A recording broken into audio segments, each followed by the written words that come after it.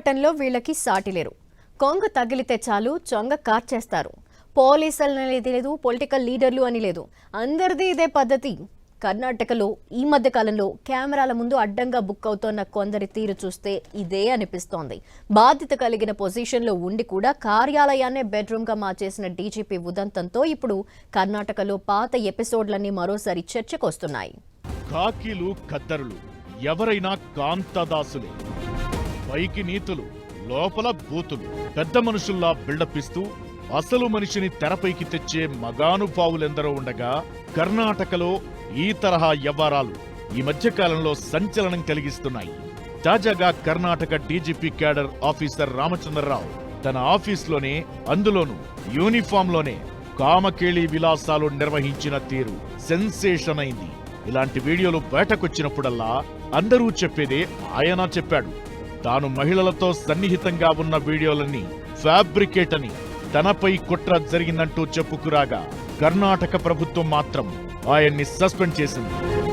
ఈ తరహాలో కర్ణాటకలో మాజీ మంత్రి రమేష్ జర్కిహోళి 2021లో ఇరుక్కున్నారు.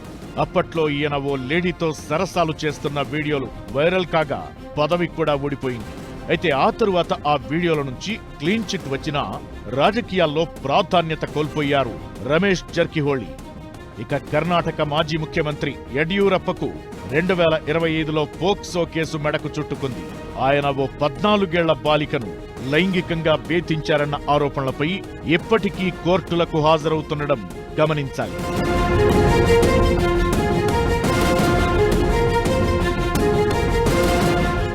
ఇక గతేడాదిలో అతిపెద్ద సంచలనం మాజీ ఎంపీ ప్రజ్వల్ రేవణ్ణ వ్యవహారంలో నమోదైంది. జేడీఎస్ లో ఉజ్వల భవిష్యత్తు ఉన్న నేతగా ప్రజ్వల్ రేవణ్ణకి పేరుండగా తన గెస్ట్ హౌస్ లోనే హౌస్ మెయిడ్ ని అత్యాచారం చేసిన కేసులో జైలు శిక్ష పడిందాయనకి. లోక్సభ ఎన్నికల ముందు ఆయన చేసిన శృంగార క్రీడల తాలూకు వీడియోలు కర్ణాటకలో కలకలం రేపాయి. ఈ వీడియోల వెనక రాజకీయ ప్రత్యర్థుల పాత్ర ఉందని ప్రచారం సాగినా వాటిని చూసిన వారెవరూ ఆ వాదనని నమ్మరు. ఇంకా ఇలాంటి ఉదంతాలు కర్ణాటకలో చాలానే బయటపడగా గతేడాది గోల్డ్ స్మగ్లింగ్ కేసులో అరెస్ట్ అయిన నటి రన్యారావు ఎపిసోడ్ ఇంకా మర్చిపోలేదు జనం. ఆ రన్యారావు తండ్రే తాజాగా రాసలీలల వీడియోల్లో దొరికిన రామచంద్రరావు కావడంతో ఏం ఫ్యామిలీ రా బాబు అని జనం జోకులు వేసుకుంటున్నారు.